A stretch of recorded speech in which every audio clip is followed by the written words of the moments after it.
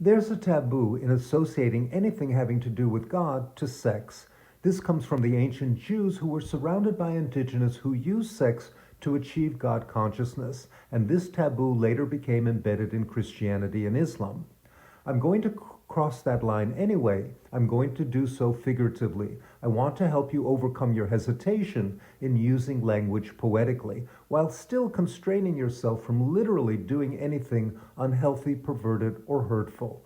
I've described self-intimacy as an exploration, proficiency, and mastery of the forces of thinking, feeling, believing, contemplating, desiring, and questioning that make it possible to pray. But you already know that desire suddenly corresponded to sex once you hit puberty.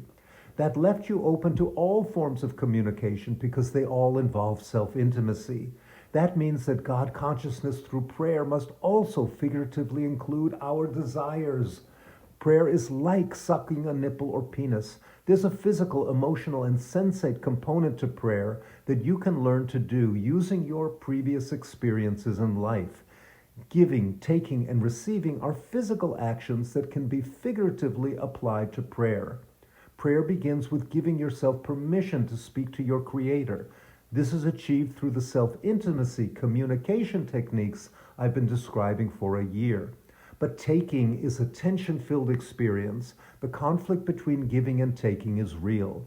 Receiving is a relaxation of the body in which you're ready to allow something new in. Sucking a nipple releases the life-sustaining substance called milk, liquid love, that infants required. Sucking a penis releases the life-producing substance called semen.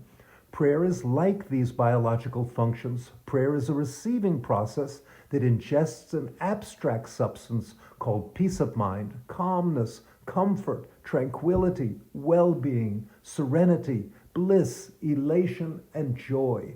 Prayer makes life not only tolerable, but worthwhile. Prayer mirrors physical consumption and sexual intercourse, but it's spiritual intercourse. If you find comparing prayer to bodily functions abominable, I'm sure you're equally put off by the LGBT community and how we function sexually. I'm sure you're also having problems receiving what people of color have to say as honest, sincere, authentic, and therefore genuine. That's because it all goes back to how you really feel about Jews and how we pray, each in our own intimate way. Good thoughts. I'll tell you more about me, a gay Jew, tomorrow.